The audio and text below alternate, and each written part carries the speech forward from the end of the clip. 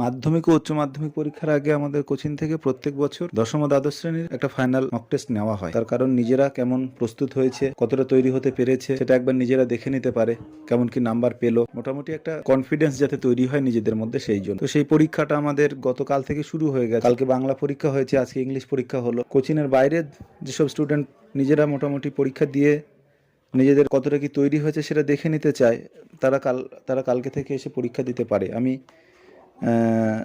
তাদের জন্য বাংলা আর ইংলিশ পরীক্ষাটা আলাদাভাবে ব্যবস্থা করে দেব। আর কালকে থেকে যদি 10টায় আসো তাহলে কালকে থেকে পরীক্ষা দিতে পারবে তোমরা।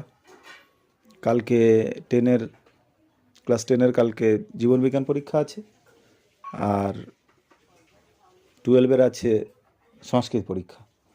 তো পরীক্ষার ফাইনালের আগে একবার যদি টেস্ট দিয়ে দেখতে পারো তাহলে বুঝতে পারবে যে কতটা তৈরি হতে পেরেছো। তো কেউ